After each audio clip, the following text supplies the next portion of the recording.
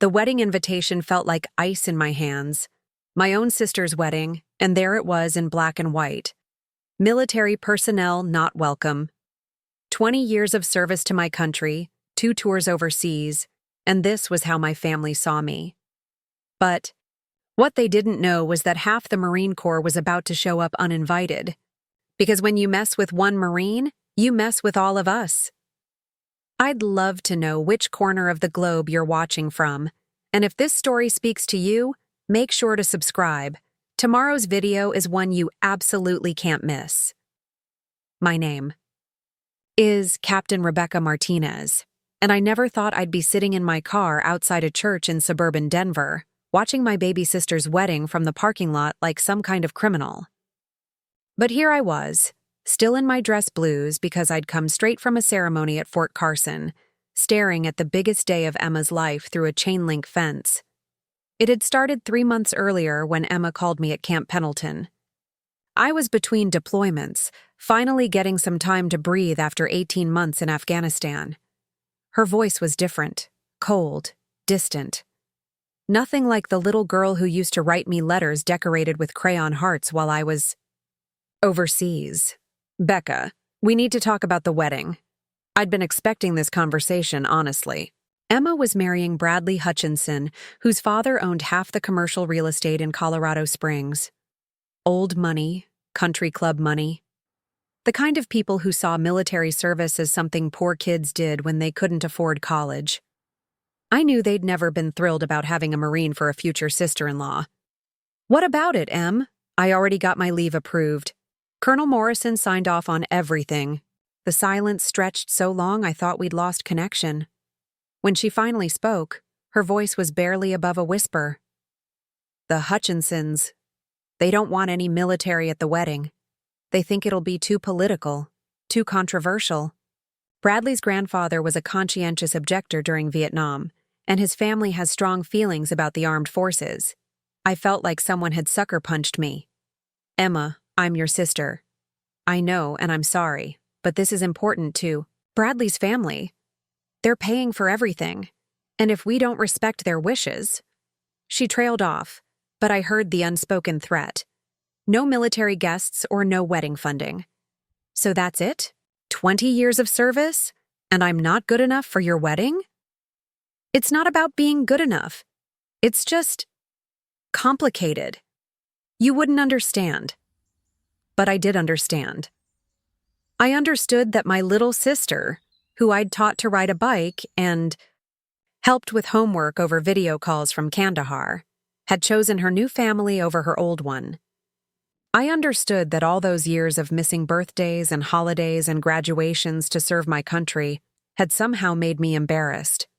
I hung up without saying goodbye. The next few weeks were a blur of hurt and anger. My Marine brothers and sisters at Pendleton could see something was eating at me, but I kept it to myself. What was I supposed to say? That my own family was ashamed of my service? That I wasn't welcome at the most important day of my sister's life?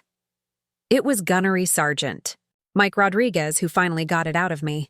We were in the mess hall, and he'd been watching me push food around my tray for 20 minutes without taking a bite. Martinez, you've been walking around here like someone stole your dog. What's eating you? Mike had been my squad leader during my first deployment to Iraq back in 2019. He'd pulled me out of more firefights than I could count, and I trusted him more than anyone else in the Corps. So I told him everything. His face went through about 6 different expressions while I talked. Confusion, anger, disbelief, and finally something that looked like determination. Your family doesn't want Marines at the wedding? Just me, technically. But yeah, no military period. Mike was quiet for a long moment, working his jaw like he did when he was thinking hard about something. Finally, he looked at me with that expression I'd seen before combat missions. What church is it at? Why? Just answer the question, Captain. St. Michael's Catholic Church in Thornfield, Colorado. But Mike, I'm not going to crash my sister's wedding. I may be hurt, but I'm not going to ruin her day. He nodded slowly. You're right. You're not going to crash it. His smile was the kind that made enemy combatants nervous. But nobody said anything about the rest of us. I should have known right then that Mike Rodriguez was cooking up something that would either get us all in serious trouble or become Marine Corps legend. Probably both. Over the next 2 weeks, I started noticing things. Marines I barely knew were asking me casual questions about my sister's wedding. What time was the ceremony? Was it a big church? Did they have good parking? I figured word had gotten around about what happened, and people were just being supportive in their awkward Marine way. I was wrong. They weren't being supportive. They were conducting reconnaissance. The wedding was on a Saturday in early September. I'd driven up from California the day before, telling myself I was just going to be in the area anyway. Maybe catch a glimpse from afar, make sure Emma looked happy. I'd booked a hotel room 3 blocks from the church under some ridiculous notion that I might change my mind and show up. Saturday morning, I put on my dress blues. Not because I was going to the wedding, I'd accepted that I wasn't welcome. But because it felt right. Because it was who I was, even if my family couldn't accept it. I parked across the street from St. Michael's at 10:30. The ceremony was supposed to start at 11, and I could see guests arriving in their expensive cars and designer dresses. The Hutchinson side was easy to spot. They looked like they'd stepped out of a country club brochure. My side of the family looked uncomfortable. Overdressed in clothes they probably bought special for the occasion. I saw my parents walk in together, my dad tugging at a tie he clearly wasn't used to wearing. They looked older than I remembered. Mom kept glancing around like she was looking for someone, and my chest tightened when I realized she was probably looking for me. Then I saw Emma. My baby sister looked absolutely radiant in a dress that probably cost more than my car. Her dark hair was swept up in some elaborate style, and she was practically glowing with happiness. Bradley stood beside her in a tuxedo that fit him like it was made by angels, which it probably was.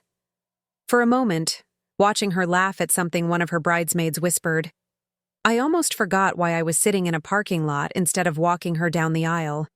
Almost forgot that I wasn't welcome at the most important day of her life. That's when I heard the rumble. At first, I thought it was thunder. But the sky was crystal clear, that perfect blue you only get in Colorado in September. The sound got louder, deeper, like a freight train approaching. Other people in the parking lot were looking around, confused. Then I saw them. Coming down Maple Street like something out of a movie were motorcycles. Not just any motorcycles. Military-issued. Harleys ridden by Marines in full-dress blue uniforms. The lead rider was a familiar figure, and my heart stopped when I recognized the silver eagles on his collar. Colonel James Morrison, my commanding officer, was leading a convoy of Marines toward my sister's wedding. The bikes pulled into the church, parking lot in perfect formation, engines cutting off in synchronized precision. One by one, Marines dismounted and formed up like they were preparing for inspection. I counted at least 30 of them, maybe more. Some I recognized from Pendleton. Others were faces I'd seen around various bases over the years. Mike Rodriguez swung his leg over his bike and caught my eye across the parking lot. He gave me a small nod, the kind of acknowledgement that passed between Marines before they executed a particularly audacious mission. The wedding guests who were still arriving stopped dead in their tracks. A group of Marines in dress blues showing up at a civilian wedding wasn't exactly normal, even in a military town. I could see confusion rippling through the crowd, whispered conversations and pointed fingers. That's when Colonel Morrison started walking toward the church entrance, his bearing commanding respect from 20 yards away. The other Marines fell into formation behind him, their polished shoes clicking against the asphalt in perfect rhythm. I should have stayed in my car. Should have let whatever was about to happen unfold without getting involved. But these were my Marines, my brothers and sisters in arms. And if they were about to face whatever storm was brewing inside that church, I was going to face it with them. I got out of my car and jogged across the street, catching up with the formation just as they reached the church steps. Colonel Morrison glanced at me and nodded toward the position beside him. "Captain Martinez," he said quietly, his voice carrying that authority that made generals listen. "I believe you have a wedding to attend." The church doors were heavy oak, carved with saints and angels that seemed to be watching our approach. Through the glass panels, I could see the ceremony was about to begin. Emma was at the back of the aisle with my father, getting ready for her grand entrance. Colonel Morrison reached for the door handle, and I realized that my life was about to change in ways I couldn't even imagine. Whatever happened in the next few minutes would either heal the rift in my family or tear it apart completely. A lot of love and effort went into bringing this story to life. If you're enjoying it, we'd be so grateful if you'd subscribe to our channel. Now, back to where we left off. The door swung open, and 31 United States Marines walked into St. Michael's Catholic Church like we owned the place. The silence that followed our entrance was deafening. Every head in the church turned toward us like we were an invasion force, which in a way, I suppose we were. The organ music stuttered to a halt, leaving only the sound of 31 pairs of military boots echoing off the marble floors.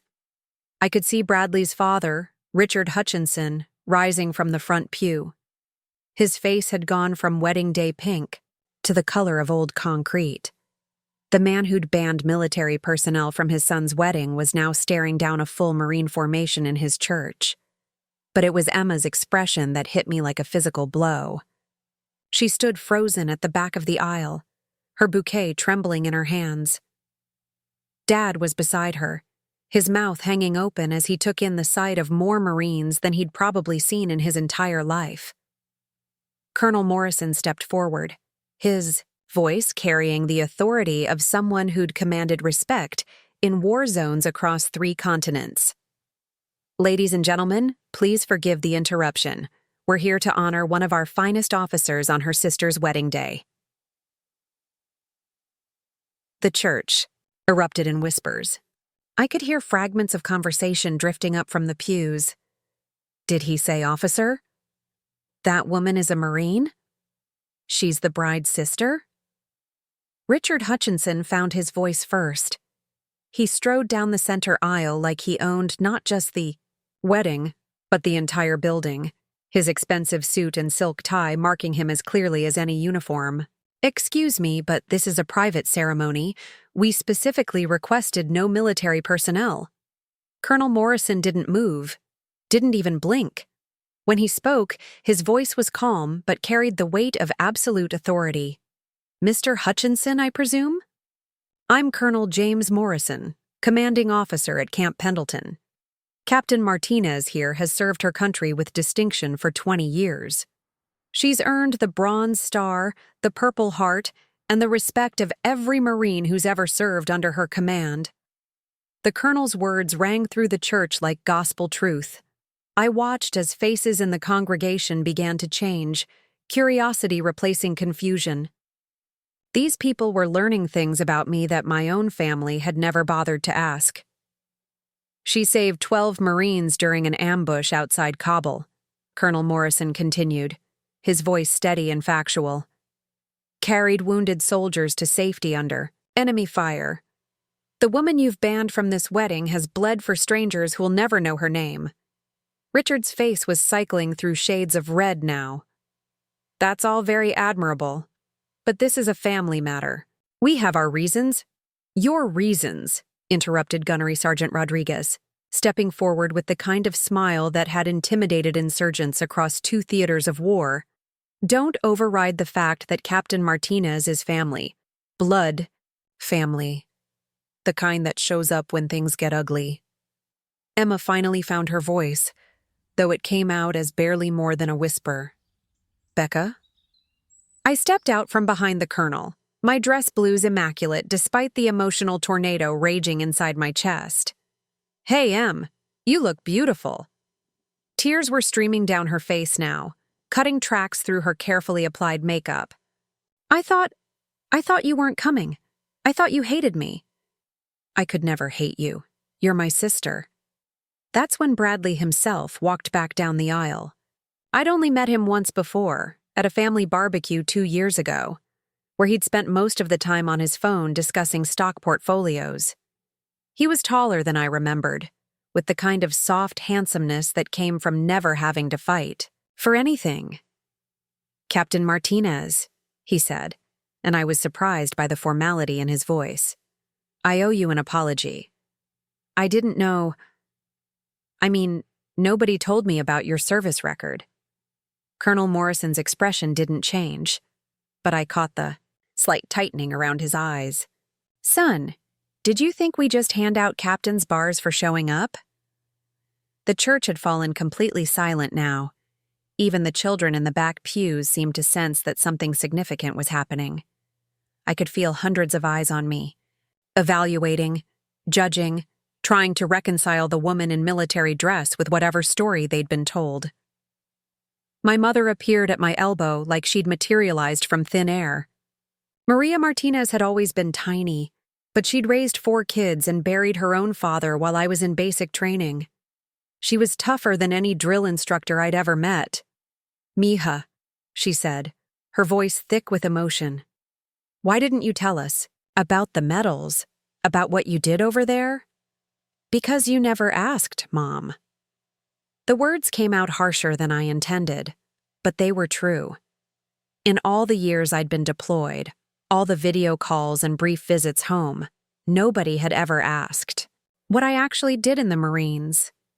They knew I was in the military, like it was a hobby I'd picked up rather than a calling that had defined my adult life. Dad had made his way over, still adjusting that tie.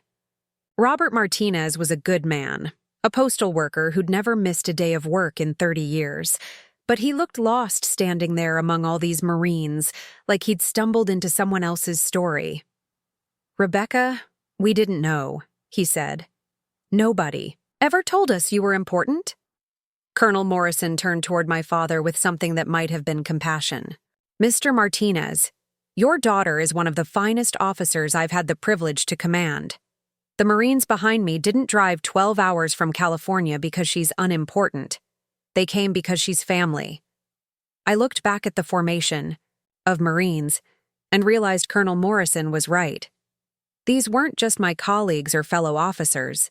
Staff Sergeant Williams, who I'd pulled from a collapsed building in Helmand Province. Lieutenant Jackson, who'd been a scared 19-year-old kid when I'd taught her how to lead her first patrol. Corporal Thompson, who'd written me letters from the hospital after stepping on an IED, thanking me for the leadership training that kept his squad alive. They'd driven through the night, probably used personal leave, definitely spent their own gas money to be here. Not because they'd been ordered to, but because Marines don't abandon each other. Even at weddings we're not invited to. Richard Hutchinson was conferring with his wife and what looked like half the country club board of directors. I could see the calculations happening behind his eyes. This wasn't the simple matter of excluding one unwanted military guest anymore. This was a public relations nightmare unfolding in real time. Emma broke away from her bridal party and walked toward me, her wedding dress rustling against the marble floor. When she reached me, she took my hands in hers, bouquet and all. "I'm so sorry, Becca. I was scared and stupid, and I let them convince me that having you here would somehow ruin everything. But looking at all these people who came here for you..." She glanced back at the formation of Marines, all standing at attention like they were guarding something precious. "I realize I've been ruining things all by myself." Before I could respond, a new voice cut through the tension. "Well, I'll be damned." Everyone turned to see an elderly man in a wheelchair being pushed up the aisle by a younger woman I didn't recognize. The old man was wearing a suit decorated with military pins and patches, and when he got closer, I could see the eagle, globe, and anchor emblazoned on his lapel. Bradley's face went white. "Grandpa Walter, you shouldn't be here. The ceremony's about to start." But Walter Hutchinson wasn't looking at his grandson. He was staring at the Marine formation with something that looked like recognition, maybe even pride. "Korean War, 1st Marine Division," he said, his voice carrying despite his age. "Chosin Reservoir." The reaction from my Marines was immediate and visceral. Every single one of them came to attention simultaneously, a show of respect for a veteran who'd fought in one of the Corps' most legendary battles, Walter continued, his eyes never leaving the Marines. I may have been a conscientious objector during Vietnam, but that was politics. This, he gestured toward the formation, this is honor. Richard Hutchinson looked like he was watching his carefully constructed world crumble in real time. Dad, you never mentioned. You never asked, boy. Just like you never asked what this young woman actually did for her country before you decided she wasn't good enough for our family. The old Marine in the wheelchair began to maneuver himself toward Colonel Morrison.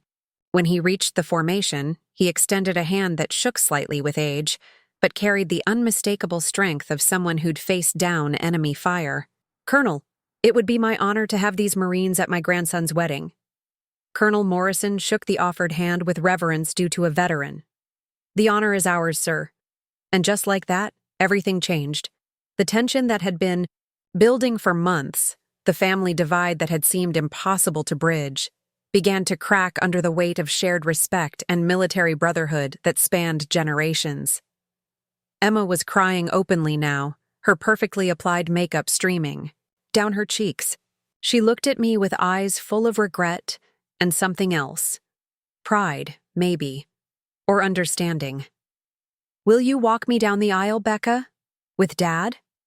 I looked at my father, who nodded eagerly despite the tears in his own eyes. Then I looked back. At my sister, this woman I'd loved and protected and missed for 20 years of deployments and training exercises. I'd be honored. Walking down that aisle with Emma and Dad was like moving through a dream I'd never dared to have. The Marines had filed into the back pews with military precision, their presence transforming the entire atmosphere of the church. What had begun as an exclusive high society wedding was now something entirely different. A celebration where honor meant more than money. The ceremony itself was beautiful in ways I hadn't expected. Father Kenneth, the officiating priest, seemed genuinely moved by the presence of the Marines. During his homily, he spoke about service and sacrifice, about the different ways people dedicate their lives to something greater than themselves. His eyes kept drifting to our section of the church when he talked about courage and commitment. Bradley had found his backbone somewhere between the church entrance and the altar. When it came time for his vows, he looked directly at me before speaking. Emma, when I asked you to marry me, I thought I was getting just you. But today, I realized I'm marrying into a family that includes someone who's dedicated her life to protecting people like us. Someone who's earned the respect of warriors. I promise to be worthy of that example. Emma's vows were simpler, but hit harder. Bradley, I promise to never again choose fear over love or convenience over family. And I promise to always be proud of where I come from, including the sister who taught me that real strength isn't about avoiding difficult things. It's about facing them head on. When Father Kenneth pronounced them husband and wife, the church erupted in applause. But what happened next was something none of us were prepared for. Colonel Morrison stood up from his pew and, in a voice that could command attention across a parade ground, called out, "Present arms!" Every Marine in that church snapped to attention and rendered a perfect salute. Not to the flag, not to the altar, but to Emma and Bradley as they shared their first kiss as husband and wife. It was a gesture of respect I'd never seen at a civilian wedding. A military honor guard for a bride who'd earned it by choosing love over prejudice. The wedding photographer, a nervous young man who'd clearly never shot an event with this kind of military presence, seemed torn between professional duty and genuine awe. He was clicking away frantically, probably realizing he was documenting something that would be talked about for years.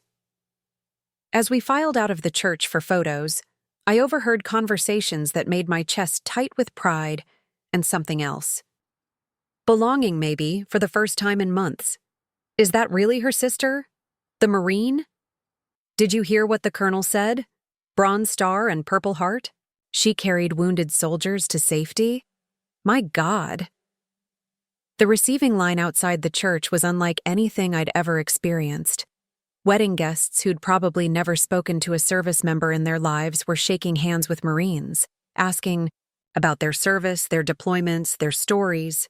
The cultural divide that had seemed so insurmountable 3 hours earlier was dissolving in real time.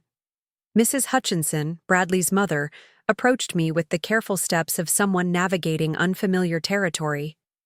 Margaret Hutchinson was the kind of woman who'd perfected the art of polite dismissal, but something in her expression had shifted. "Captain Martinez, I owe you an enormous apology. We made assumptions about you, about what your presence would mean for today. We were wrong. Ma'am, you were protecting your family's vision for this day. I understand that." "No," she said firmly. "You don't understand. We were afraid of what people would think, afraid of making waves. But watching your Marines honor Emma and Bradley just now, that's the kind of class we should have been aspiring to all along." The photo session that followed was chaotic in the best possible way.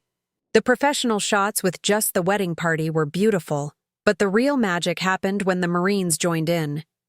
31 Marines in dress blues surrounding a bride and groom created images that looked like something from a fairy tale, if fairy tales included military honor guards. Staff Sergeant Williams, who'd been documenting everything on his phone, showed me a picture he'd captured during the ceremony. It was the moment when all the Marines saluted Emma and Bradley, but what made it special was Emma's expression. She wasn't looking at the photographer or even at her new husband. She was looking at me with an expression of pure gratitude and love that I'd carry with me forever. The reception was held at the Broadmoor Country Club, the kind of place where the parking valets probably made more money than most enlisted Marines. The Hutchinsons had originally planned an intimate dinner for 200 of their closest friends and business associates. They now had 231 guests, 31 of whom could probably bench press the golf carts. I was standing near the bar, nursing a club soda and watching Marines attempt to make small talk with oil executives and real estate moguls, when Bradley appeared beside me. "Rebecca, can we talk?" We found a quiet corner near the windows overlooking the golf course. The sun was starting to set, painting the Colorado mountains in shades of gold and purple that reminded me of sunset prayers in Afghanistan. "I need you to know something," Bradley said, his voice serious in a way I'd never heard from him before. 3 months ago, when my parents first brought up the military ban, I went along with it because I didn't want to fight them on wedding details. I thought one less person wouldn't matter. "Bradley, let me finish. I spent today watching Marines who drove 12 hours to honor someone they respect. I watched my grandfather light up talking to your colonel about battles I'd never even heard of. I realized I've been living in a bubble, surrounded by people who think money is the only thing that makes someone valuable." He was quiet for a moment, watching through the window as Colonel Morrison and Walter Hutchinson shared what looked like war stories on the terrace. "Emma told me tonight was supposed to be about starting our new family. But I think I understand, now that families aren't just about the people you choose, they're about the people who choose you back. Your Marines chose you, and after today, I want to be the kind of man who'd make the same choice." Before I could respond, the sound of silverware against glass filled the reception hall. Emma was standing at the head table with Bradley, ready to give her speech. The room quieted as all attention focused on the bride. "Thank you all for being here today," Emma began, her voice stronger than I'd heard it in months. "Bradley and I originally planned this wedding to celebrate our love and our future together, but today became something more important than we ever imagined." She paused, her eyes finding mine across the crowded room. "My sister Rebecca has spent 20 years protecting people she's never met, in places most of us couldn't find on a map. While I was in college complaining about cafeteria food, she was eating MREs in combat zones. While I was worried about which sorority to join, she was leading Marines through situations that would terrify most grown men." The reception hall was completely silent now. Even the waitstaff had stopped moving to listen. Today, I learned that honor isn't something you inherit with money or position. It's something you earn through sacrifice and service. It's something you demonstrate by showing up for people who matter even when you're not invited. Emma's voice broke slightly, but she pressed on. These Marines didn't come here today because they were ordered to.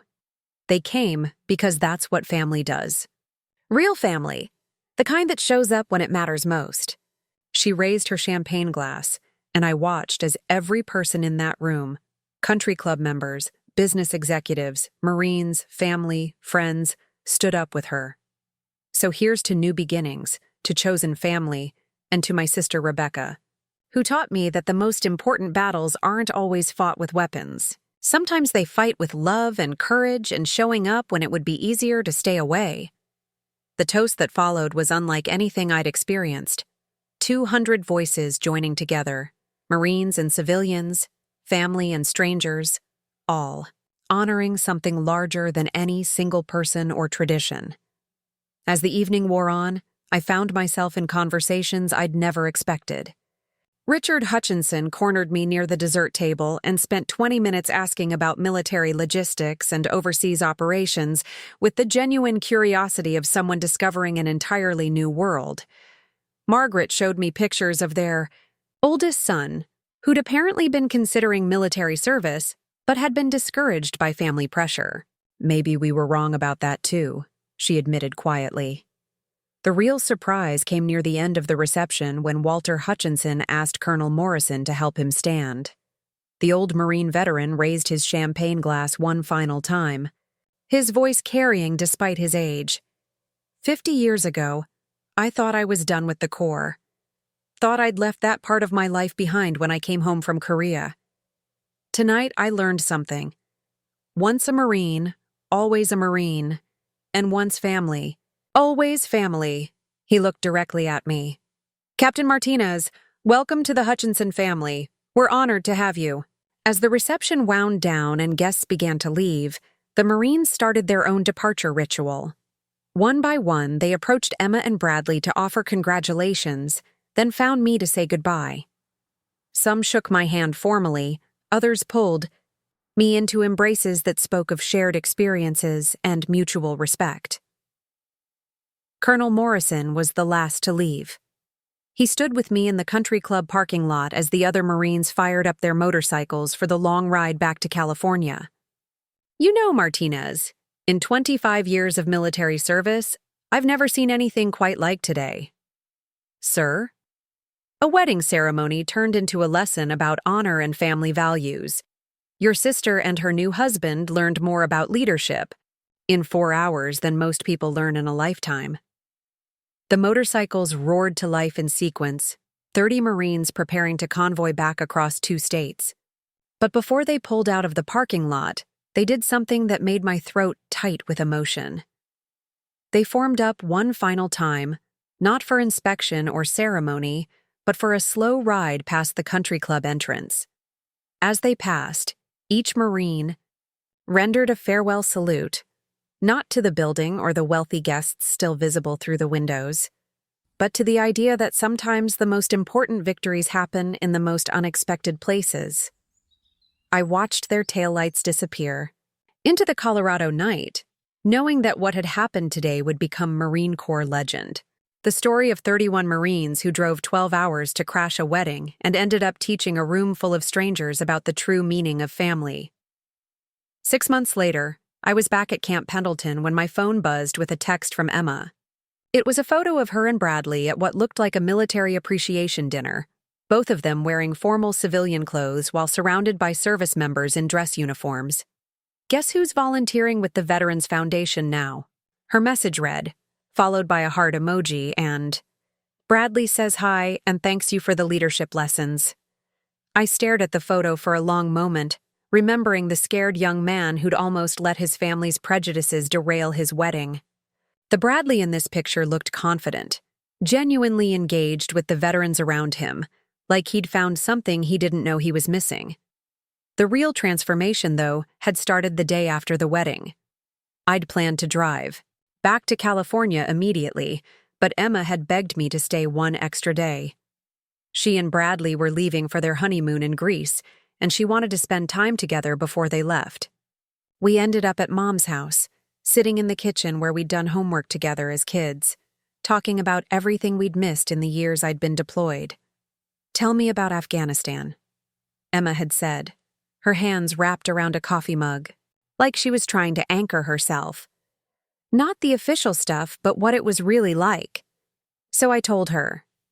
About the heat that felt like being inside an oven, about the way the mountains looked at sunrise when everything was quiet, about the Afghan interpreters who risked their lives to help us, and the kids who'd wave at our convoys from village streets, about the weight of making decisions that affected other people's lives, and the responsibility of bringing everyone home safely.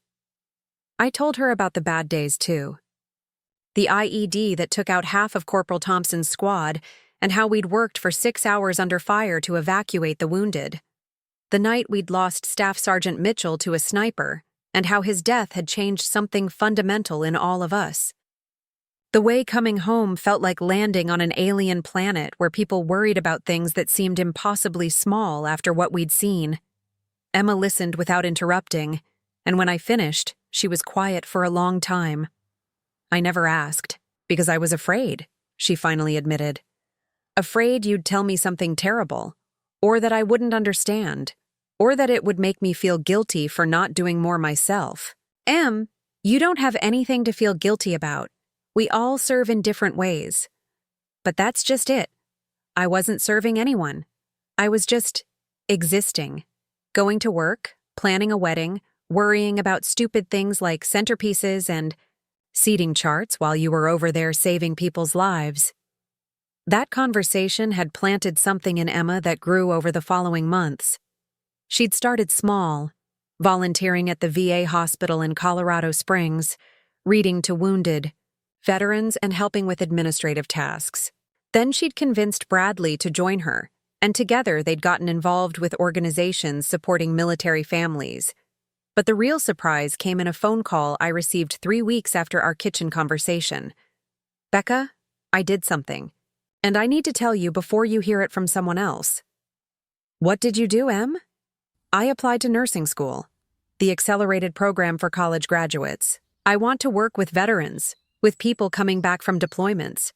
I want to understand what you went through, and maybe help other families avoid what almost happened to us." I'd sat down hard in my office chair, staring at training schedules and deployment rosters that suddenly seemed less important than they had 5 minutes earlier. "Emma, that's incredible. But nursing school is brutal, especially the accelerated programs." "I know. But Bradley's supporting me, and his parents. Well, they're coming around. Turns out Margaret Hutchinson has a talent for fundraising, and she's decided to turn that energy toward veteran support organizations." The changes in my family continued to surprise me. Dad had started attending veteran coffee mornings at the local VFW, not because he was a veteran himself, but because he wanted to understand the world his daughter had been living in. Mom had joined a support group for military families, learning about deployment cycles and reintegration challenges that she'd never known existed. But perhaps the most unexpected change came from Walter Hutchinson. Bradley's grandfather had become something of a celebrity in Colorado Springs veteran circles. The old Marine who'd kept his service quiet for 50 years was now sharing his Korean War stories with anyone who'd listen. He'd also become my unofficial advocate within the Hutchinson family empire. 2 months after the wedding, I received a formal letter on Hutchinson Holdings' letterhead. Walter had convinced his son to establish a scholarship fund for children of active duty military personnel. The fund would cover college tuition, trade school training, or any education program that helped military kids build their futures. The letter was signed by Richard Hutchinson, but included a handwritten note from Walter. "Some battles are worth fighting twice. Semper Fi." The scholarship announcement made local news, which led to regional coverage, which somehow caught the attention of a national veterans advocacy group. Before I knew it, the Hutchinson Military Family Scholarship had raised over $2 million and was helping dozens of military children pursue their educational dreams. I was reviewing applications for the scholarship, now part of my additional duties at Pendleton, when Colonel Morrison knocked on my office door. Martinez. Got a minute? Of course, sir. He settled into the chair across from my desk with the careful movements of someone whose joints had been through a few too many training exercises. I've been thinking about your wedding situation. Sir, that's all resolved now. Emma and I are in a good place. I'm not talking about your family drama, Captain. I'm talking about what happened operationally. I raised an eyebrow. Operationally? 30 Marines conducted a successful humanitarian mission with zero preparation, no official authorization, and complete improvisation. They assessed a civilian situation, adapted to changing conditions, and achieved total mission success. His smile was the kind that made junior officers nervous. That's either the worst breach of protocol I've ever seen, or the finest example of Marine Corps values in action. Sir? The Commandant wants to meet you, Martinez. Turns out the story of Marines crashing a wedding to support one of their own has reached some very high places. There's talk of using it in recruiting campaigns, leadership training, maybe even congressional testimony about military family support. The idea that my family drama had somehow become a case study in Marine Corps values was surreal. But Colonel Morrison wasn't finished. There's something else. The Hutchinsons have invited the Marine Corps to establish a formal partnership with their foundation. They want to create a model for civilian-military cooperation that other organizations can follow. He slid a folder across my desk. They're offering to fund a new position at Pendleton, a liaison officer who'd work between active-duty personnel and civilian support organizations. Someone who understands both worlds and can build bridges between them. I opened the folder and saw my own personnel file, along with what looked like a job description written specifically for my experience and background. Sir, are you offering me a promotion? I'm offering you a chance to turn what started as a family crisis into something that could help thousands of military families. The position comes with a promotion to major, a permanent assignment here, at Pendleton, and the opportunity to shape how the Corps interacts with civilian communities. The weight of the offer settled on me slowly. A major's rank, a meaningful mission, and the chance to stay in one place long enough to actually build relationships with my family. It was everything I'd never dared to hope for. What about my deployment? Rotation, sir. I'm scheduled for another overseas assignment next year. Martinez, you've done your time downrange. 20 years, multiple deployments, more combat experience than most field-grade officers ever see. This position would be about a different kind of service, building understanding between the civilian world and the Corps. That evening, I called Emma to tell her about the offer. She was in her second month of nursing school, juggling clinical rotations with studying, but her excitement came through the phone like electricity. Becca, this is perfect. You could actually be here for family stuff now. And with Bradley's connections and your military experience, we could really make a difference for veteran families. It's a big change, Em. 20 years of deployment cycles and suddenly I'd be working a desk job in Southern California. It's not a desk job if you're changing lives. Besides, California's only a day's drive from Colorado. We could actually see each other more than twice a year. The decision ultimately came down to a conversation with Gunnery Sergeant Rodriguez. We were in the mess hall again, but this time I wasn't pushing food around my tray. This time I was asking advice from the Marine who'd orchestrated the most successful unauthorized mission in recent Corps history. Mike, be honest with me. Am I crazy for considering a non-deployment position? Martinez, you've been downrange more than most Marines see in a full career. You've earned the right to serve from home soil. But is it still serving? Really serving? He thought about that for a moment, the way he always did before giving advice that mattered. You know what the hardest part of coming home was for me? Not the civilian adjustment, not the quiet nights or the crowded grocery stores. It was realizing that most people had no idea what military families go through. They'd thank me for my service at the airport, then vote against veteran healthcare funding because they didn't understand the connection. Mike gestured toward the window, where Marines were conducting afternoon PT on the parade ground. Every one of those Marines is going to come home eventually. They're going to need civilian communities that understand them, employers who value their skills, families who can handle the adjustment. Someone needs to build those bridges. And you think that someone should be me? I think that wedding proved you're already doing it. You just haven't made it official yet. 3 weeks later, I signed the papers accepting my promotion to major and my new position as Director of Civilian Military Relations at Camp Pendleton. The ceremony was small, just Colonel Morrison, my immediate staff, and a few Marines who'd become family over the years. But Emma was there, having driven down from Colorado with Bradley for the occasion. She pinned my new rank insignia on, my uniform collar, her hands steady despite the tears in her eyes. "I'm proud of you, Major Martinez," she said formally, then broke into the smile I remembered from childhood. "And I can't wait to see what you do next." What I did next would surprise even me, but that's a story for another day.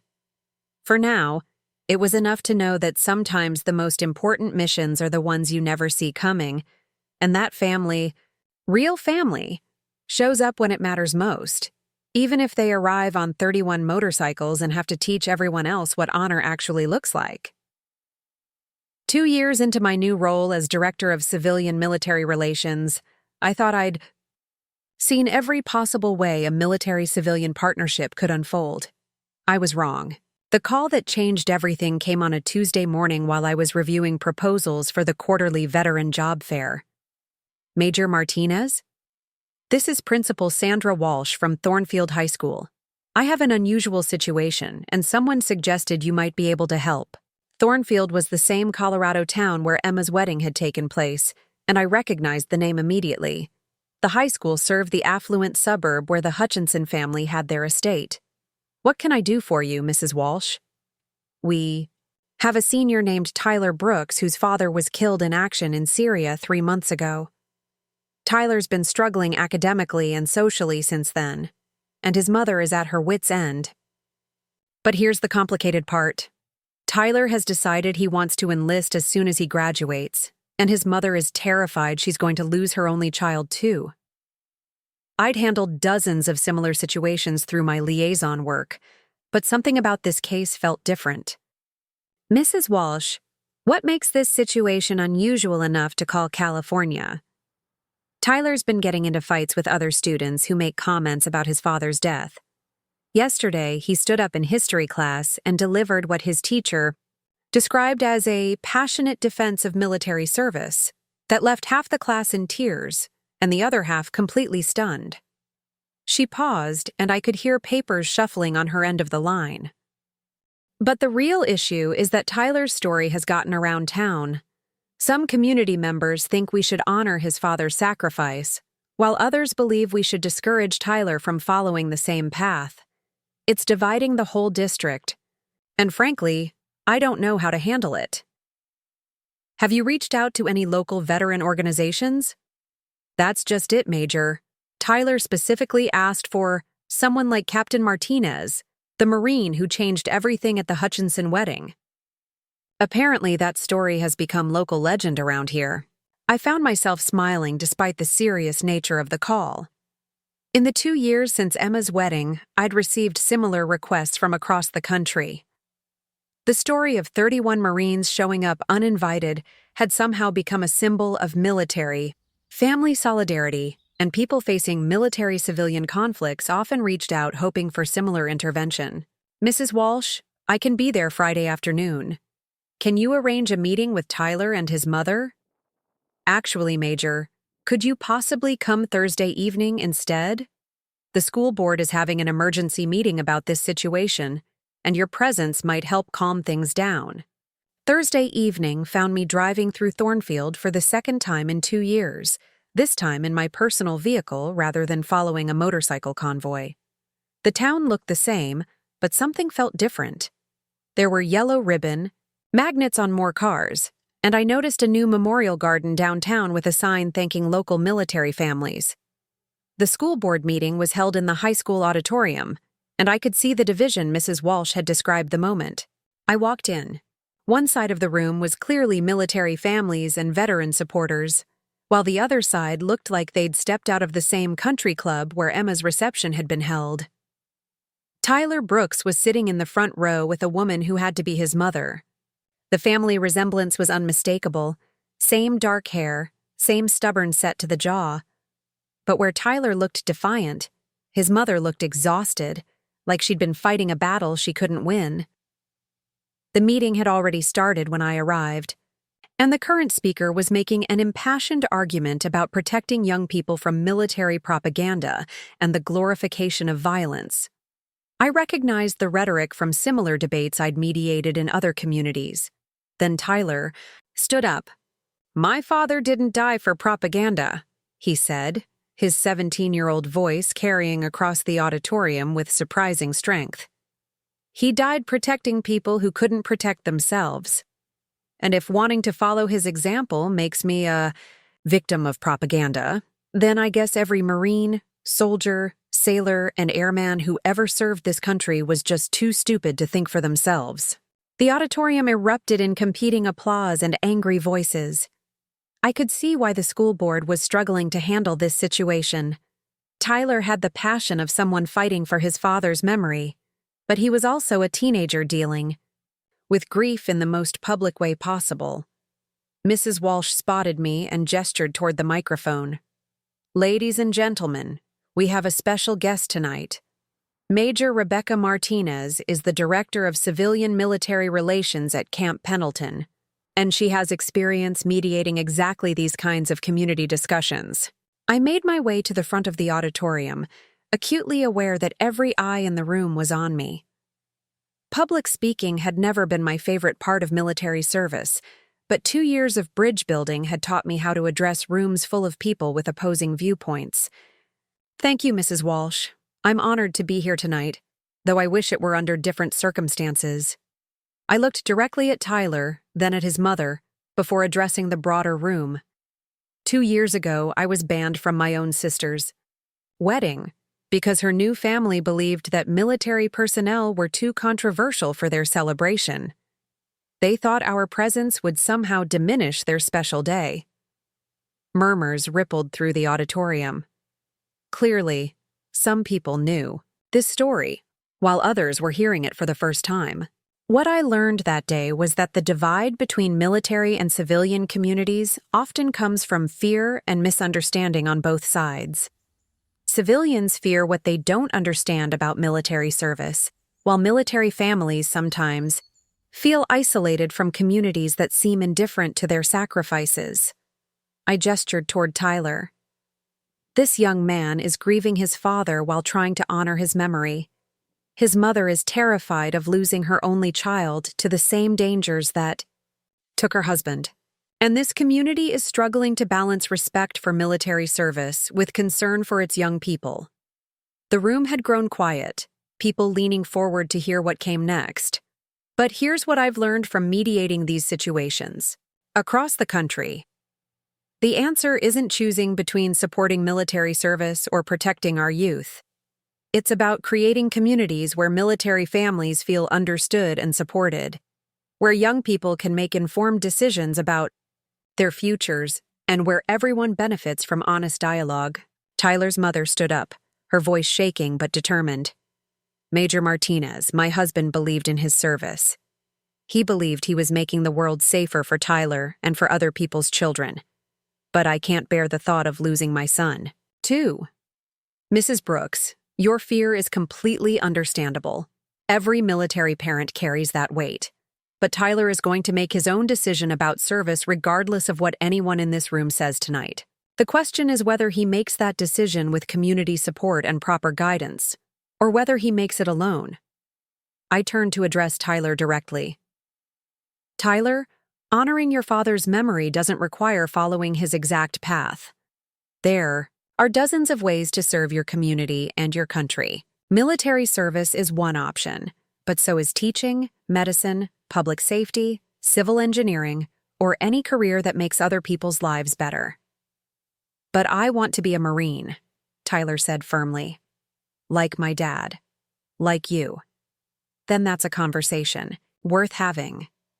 but it should happen with proper counseling, career guidance, and family support. It should happen in a community that understands both the honor and the sacrifice involved in military service. What happened next surprised everyone, including me. Walter Hutchinson stood up from his wheelchair with the help of his caregiver. At 83, the old Marine still commanded attention when he chose to speak. This community owes the Brooks. "Family more than an argument," Walter said, his voice carrying despite his age. "We owe them support, understanding, and respect for their sacrifice. If Tyler chooses military service, we should send him off knowing his community stands behind him. If he chooses another path, we should support that too." Walter looked around the auditorium with the authority of someone who'd survived both combat and decades of business leadership. "I propose we stop arguing about whether military service is right or wrong, and start focusing on how we can better support the military families already living among us." The proposal that emerged from that meeting became a model for civilian-military cooperation that's now being implemented in communities across the country. Thornfield established a comprehensive support system that includes career counseling for students considering military service, support groups for military spouses, mentorship programs pairing veterans with local business leaders, and educational initiatives that help civilians understand military culture. Tyler Brooks did enlist in the Marines, but not until after completing 2 years of college and extensive discussions with recruiters, veterans, and family counselors. His mother, Karen, became one of the most effective advocates for military family support in Colorado, turning her grief into a force for positive change. But the real legacy of that school board meeting wasn't any single program or policy. It was the understanding that military and civilian communities are stronger when they work together rather than staying isolated from each other. 6 months later, I was back in Thornfield for the dedication of the Brooks Memorial Community Center, a facility jointly funded by the Hutchinson Foundation and local veteran organizations. The center provides everything from job training for transitioning veterans to support groups for Gold Star families like Tyler's mother. Emma was there too, now halfway through nursing school and working part-time at the VA hospital. She'd found her calling caring for veterans dealing with PTSD and traumatic injuries, bringing the same determination to healing that I'd brought to combat leadership. Bradley had surprised everyone by taking a leave of absence from his father's real estate empire to pursue a master's degree in social work, specializing in veteran reintegration services. The man who'd once been afraid of controversy was now actively seeking ways to serve others.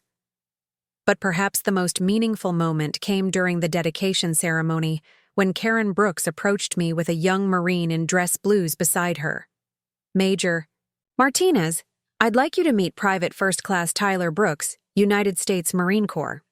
Tyler had grown 3 inches and put on 30 pounds of muscle since I'd first met him as a grieving high school senior. But more importantly, he carried himself with the confidence of someone who'd found his place in the world. "Ma'am, I wanted to thank you," Tyler said formally. "Not just for helping my family, but for showing me that being a Marine isn't just about combat. It's about building bridges and serving others in whatever way makes the biggest difference." As I watched Tyler rejoin his Marine buddies for photos with the community leaders, I realized that my own journey had come full circle. I'd started as a Marine who felt disconnected from civilian life, banned from my own family's celebration. Now I was building connections between worlds that had seemed impossibly far apart. The wedding that almost broke my family had instead created a model for bringing military and civilian communities together. The Marines who'd driven 12 hours to support one of their own had sparked a movement that was helping thousands of families navigate similar challenges, and I'd learned that sometimes the most important battles aren't fought with weapons or tactics, but with patience, understanding, and the courage to keep showing up even when you're not initially welcome. Because that's what Marines do. We adapt, we overcome, and we never leave anyone behind, whether they're on a battlefield in Afghanistan or sitting alone in a church parking lot, watching their sister's wedding from behind a chain-link fence. Semper Fidelis means always faithful, And sometimes that faithfulness looks like 31 motorcycles appearing when you need them most. Looking for more? We've got 2 amazing stories ready for you right on screen. If this one touched you, these are absolutely worth your time. Click to watch them now. And hey, subscribe and hit that bell to never miss our latest uploads.